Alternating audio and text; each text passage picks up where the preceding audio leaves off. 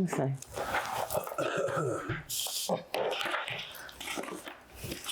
Yes, That's a good one. What was that? Blues Clues? Oh, let me tell you about this. So, Jordan was a Blues Clues fanatic. So he came down the steps and he saw that chair. He was like, Santa Claus, Santa Claus, Santa Claus, my man Santa Claus. And he sat in that chair. He sat in that chair all day. He loved Blues Clues. So this is the athlete here, all these little pictures. He was always a good kid. I mean, always a good kid. I always wanted to kind of keep him involved in sports just because I knew really like sports was like the social nutrition that I think all young people should have. Yeah, the first time I met Jordan was at baseball practice growing up at Little League. Our coach had brought us all together today. We've got a new teammate today. Everybody meet Jordan, and there's Jordan. He was a little bit younger than the rest of us, and he played with us for that season. But Jordan wasn't really a baseball guy. Right? Jordan would go hang out in the outfield and play around with the grass and whatnot. I think I remember him getting hit in the eye once, maybe. Baseball was short-lived for Jordan, but I came to find out that season Jordan lived down the street from me as well. So we lived down the street, went to the same elementary school. And so I kind of got to know him through that, just kind of kids on the same street, playing outside, things like that. I remember him playing like flag football when he was a kid, and I was the typical dad on the sidelines, thinking he was going to be the next superstar or whatever the case may be. So, we really played like football, then we went to baseball, and then we went to basketball. We always kept him involved, and that was really one of my main things. And I knew that whatever it was, like he would excel once he got it. When I went to high school, I went to McDonough. And my junior year, my sophomore year actually, my coach at McNair said, hey, we have a student and a family coming to Accepted Students Day that we want you to meet. I go down to Accepted Students Day, and there's Jordan, Marty, and Tonya are, and I talk to them, tell them how McNair is the greatest place I've ever been. I love it. It's a great choice for Jordan. Next year, turns around to see Jordan as a freshman there at McNair.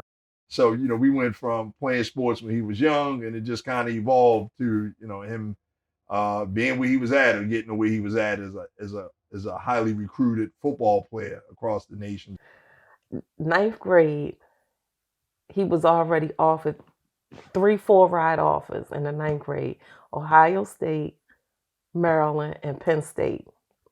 And then 11th grade, I think we got about 500 pieces of mail in his first day of starting 11th grade. The mail lady, she had to knock on the door because she couldn't get any more mail in the mailbox. She was like, you must have a superstar that live here. Look at all this mail. So she handed me the mail. And ever since that day, we had thousands of pieces of mail from colleges all over the country. And then I had almost a deja vu moment, right? Where when I was at Maryland, my coach said, hey, we have a recruit here, and I think you may know each other. Can you go talk to him? I go down, there's Marty and Tonya there at Maryland.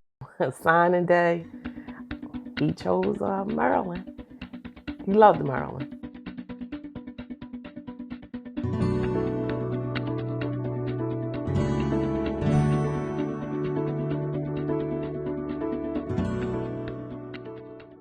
I was at my mom's, got a call, and it was a campus police officer, and he said, Jordan, there's been an incident on the field. Jordan had a seizure, the day of practice. I'm like, and we're at Washington Adventist Hospital.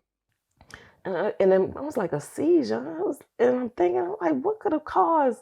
Because in 19 years, Jordan has never been sick. Not healthy as I don't know what. We get to the hospital and we see him they put him in an induced coma.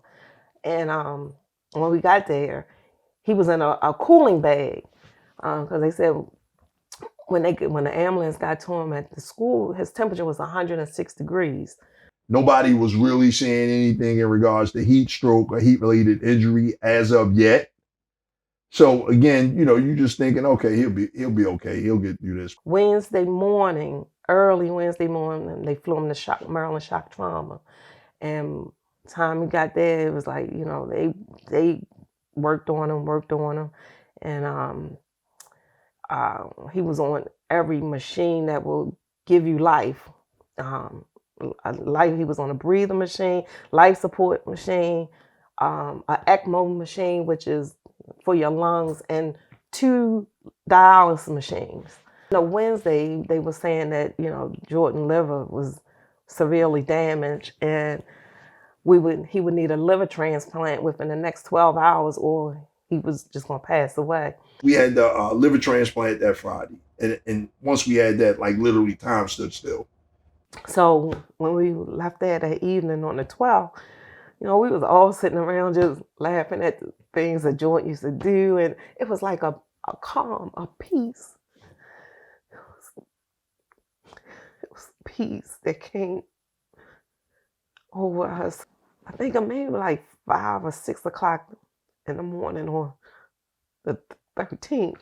That's when get a call and tell everybody to come to the hospital because he wasn't gonna make it. He was brain dead. So we had to make a choice. There was nothing left for him, and we just made a choice. Just to let him go.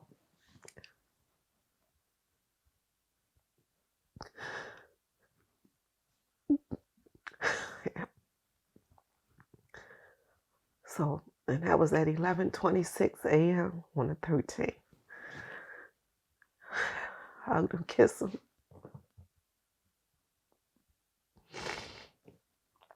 And that was it.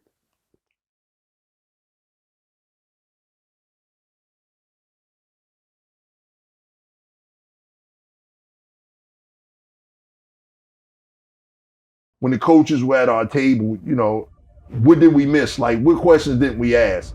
Then when I'm looking at all the other kids that died from heat stroke, I'm really like, what the hell did we missed something? And I kept saying, if we don't know these things, how many other parents in America don't know these things? I always thought that they would have protected our son. Anything can happen when you're not prepared. And the strength and conditioning coach has resigned. Rick Court, he resigned. The head coach, DJ Durkin, he's on administrative leave. Do you guys think he should resign as well? Yes, absolutely. He shouldn't be able to work with anybody else's kid.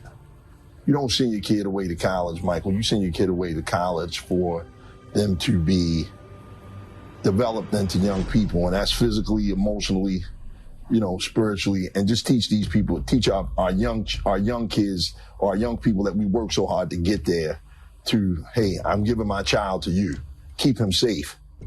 And they did anything but that. So of course he should be fired.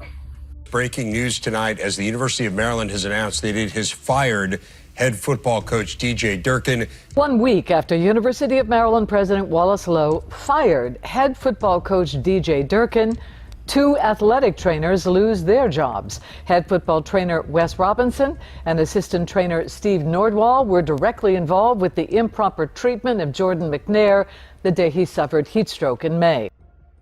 I think 3 days after, I came up with the concept of the foundation. Jordan's dad came up with, he was the visionary in it. So our mission is really the promotion and awareness of awareness, education, and the prevention of heat-related injuries, and also to diminish the deaths of heat-related injuries, right? And the other kid was at Morgan. I think in Marquise Meadows. I think his happened in 2014. And I met his mom, and she told us, she sued the state or what have you, and she said she felt as though that she didn't have a voice, and nobody was listening to her. And I was like, wow. And I was like, well, we are the voice now.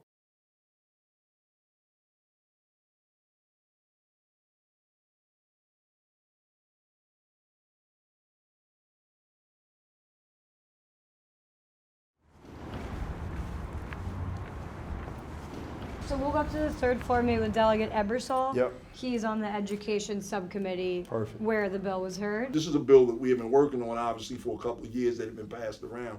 And his untimely death in October really just kind of made it relevant in regards to, guess what, here's another example of when emergency action plans aren't practiced consistently. This is what it looks like from a personal perspective. So that's how we got here. Actually, very, very interesting story with Wes and our family. So Wes was on the field that day, right? And for the longest time, for 3 years, we blamed Wes. And then we had gotten to a point where our faith had kicked in and it was realized that, Wes wasn't responsible for Jordan's death. After a while, once he reached out to me, he was the scapegoat, I think, for what went down at Maryland. And at the end of the day, no one shows up to work and wants to kill your child. So, it took me a minute, and, I believe in God and forgiveness and prayed about it. And it wasn't hard after I prayed about it and understood what really, really happened. So it wasn't too hard for me. I felt bad for him because he carried that burden for 3 years, 3.5 years. I'm the past president of the Maryland Athletic Trainers Association, but also personally, obviously, I'm deeply involved with this to make sure that we legislate these things, that we don't leave these up to chance, we don't leave these situations up to individuals in the field that may not be skilled enough to take care of it. So what Mr. McNair hit on as far as emergency action plans is key to this process. The Jordan McNair Foundation strongly urges the passing of Senate Bill 638 primarily to help improve player safety, which is also a part of the foundation's mission. Athletic trainers have front row access to the excitement of sports. Unfortunately, we also bear witness to the tragedy of sports, the unnecessary and preventable death of a student athlete. It's an experience that no athletic trainer can fully prepare for, and no parent should have to endure. Our organization's goal and my personal mission is to ensure that we legislate as much safety as possible. We have to take every step available to avoid the human error and the poor planning that can lead to the loss of life and disability. And then you also have the Jordan McNair Act, which was already in play. We just added Jordan's name to that. That was any student athletes or college athletes in the state of Maryland. If you feel uncomfortable by any coaches, really you can call the 1-800 number anonymously, report your concerns without any type of retribution or, blowback or anything like that. The culture plays a lot in these kids getting injured and not listening to their bodies. One of Jordan's worst afflictions that day was that Jordan was a tremendous teammate. Jordan was not going to let his team down, and he was not going to stop. One of the big things he was going to keep fighting for was because he believed that if he stopped, he was going to let his team down. And he pushed himself to a point where, his body couldn't recover. And so understanding that it's not the sign of a bad teammate. It's not a sign of not respecting the guys around you if your body is not responding the way it's supposed to. There's that toxic masculinity involved where, you want to be the toughest, craziest guy on the field who doesn't have any types of issues in terms of mental health, whose body's in the best shape, who can fight through anything. You really want to be that. And in reality, that's not the truth. And when we all admit that's the truth, that's where real strength can come from. But if we live in that facade, that's what we're supposed to be, that's when people get injured. That's when we have these types of issues. The days of doing it, a player doing it because a coach told them to do it. It's no more taking a player where he can't take himself. It's more of a partnership, because these players are so much more educated. They have a ton of opinions on things. And I think as a parent and as a coach, the ability to listen and hear their thoughts, I think, is important. It doesn't mean that they get their way. It doesn't mean that, it's all about them. But I do think to be able to have a voice is really important in today's athlete, and that as a coach, you shouldn't try to squash the voice. Give them the ability to advocate for themselves and be able to communicate how they feel and what they feel. When I was 21, 22 years old and faced such a difficult decision in life there, and it showed me that when you find something that you really believe in, or you have people that you really love and something horrific may happen to them, you find a way to make it right, and you find the courage and the strength to speak what you believe and to speak your truth into existence and make sure that change can happen. Before Jordan's passing, I had never even thought about a heat-related illness. I never thought about someone suffering a heat stroke at practice. Never crossed my mind as an issue. And now, since I'm hyper aware of it now, right? We're really involved in it. And I see the number of deaths that come out of it every year, out of a 100% preventable injury. And so being aware is the first step into resolving this issue. You know, they always talk about there's a mission gap, and the gap is that no student athletes die from heat-related illnesses every year, and we've yet to reach that. And so must continue to fight for awareness, for legislation, and for education on this issue. One of the main things I had to realize was, you know, vibrating at a low energy, being mad, being angry, that ain't gonna bring Jordan back. But we say we're an organization that says we want to diminish deaths and we want to promote awareness, education, and prevention of these things. How do we do it if we walk around angry? So our main focus is, how can we say we want another parent? We don't want another parent to feel the anguish of losing a child if we aren't out here promoting. I can't be angry and positive at the same time.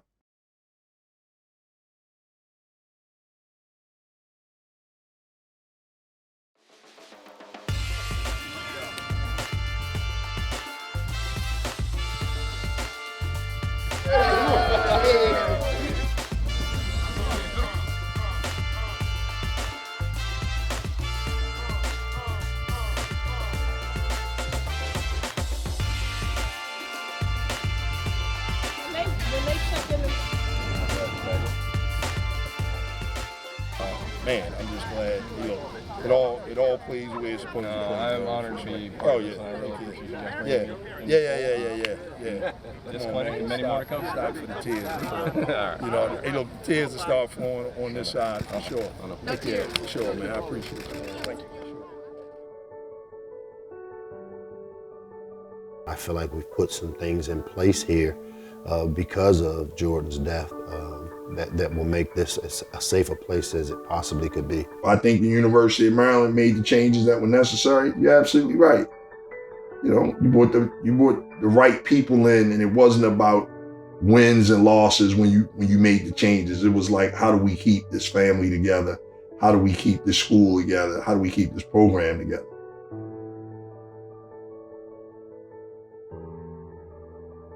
People ask me all the time, well, how can you go to the games? How can you go to the campus?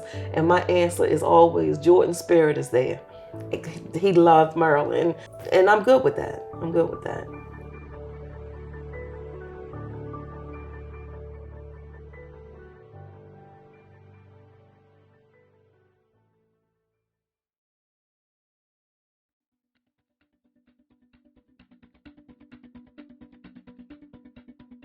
I was working an internship for Senator Cardin's office, and I'd gone to the office, and they always had the paper sitting there, and you know, there I was on the front of the paper. It was kind of crazy to me. It says, until we meet again. Here's myself, and then a bunch of the other pallbearers carrying Jordan's casket that day. They gave us gloves to wear as pallbearers. We put one in the casket with him, and then we took one with us as well. And so, you know, this is hanging right next to my bed. It's kind of something I see every day. Senior year come around, and he's like, we play Gonzaga, and that was like the first game of the year, and it was a hot one. It was a real hot one. Like, it was hotter in the locker room than it was outside. And I remember that was my best game I ever played, and Joe went to the huddle one time. He was like, bro, it's your time. Everybody get to the office now. And then coming into the year, I had offers, and he was the one that was really most proud of me. He came in Herwood in the third grade, and was the biggest dude there. And initially when I first saw him, I was like, oh yeah, he can play basketball with me. Because I played basketball, I was like, hey, he can play basketball with me for sure. He's gonna be great for my team, this, that, and forth. And like once I just got to meet him, and we instantly connected. We ended up going on this trip with him to like this cabin, I think it was like a cabin, and we stayed for like, I think it was maybe like a week or so. Yeah, we stayed for like a week, and I mean, it was just me and him and his family, like his cousins and stuff like that. We got to to the cabin or whatever, and it was like a little basketball hoop outside, and I was like, I kept telling him, I was like, bro, we gonna go outside and play basketball. We're gonna go outside, and we went outside. And we just started, passing the ball back and forth, and like he didn't want to shoot it. I was like, bro, shoot the ball, shoot it. He ended up shooting the ball, and I just keep passing to him. He kept shooting, and he ended up we ended up going out there every day. Ever since that day, we just kept shooting. He started to like it. And, you know, by the end of the trip, I basically got him. He was like, yeah, like, I think I want to start playing. And then it was a joke, like, when we was at elementary school, he was scared of people in costumes.